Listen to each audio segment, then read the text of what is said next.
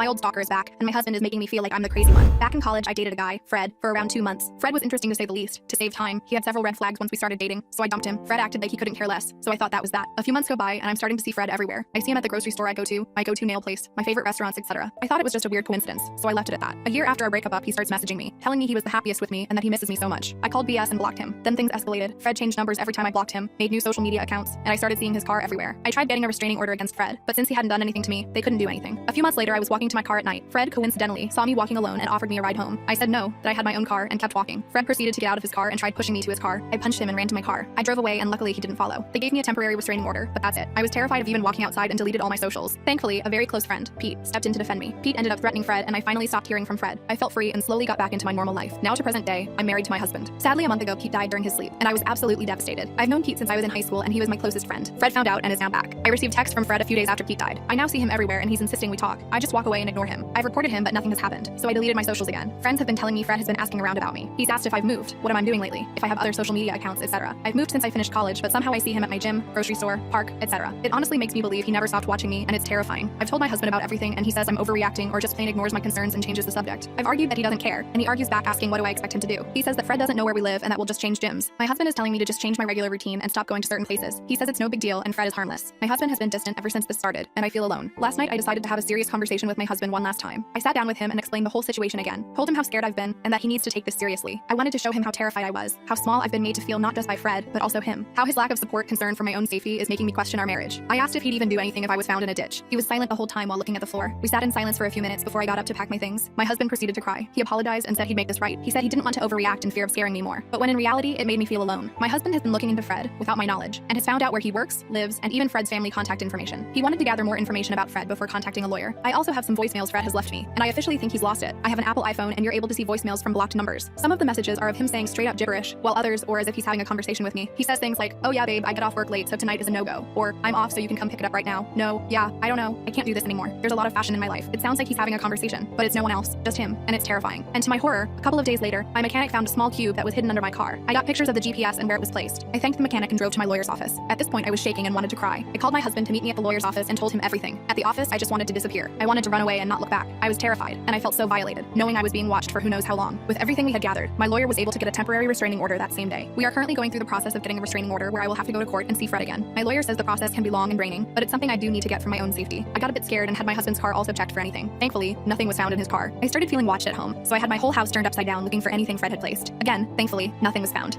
I've told neighbors about what we found and to keep an eye out for anyone suspicious. I've also started my safety training for handling a gun and shooting, and still trying to get my CCW, but it can be a long process.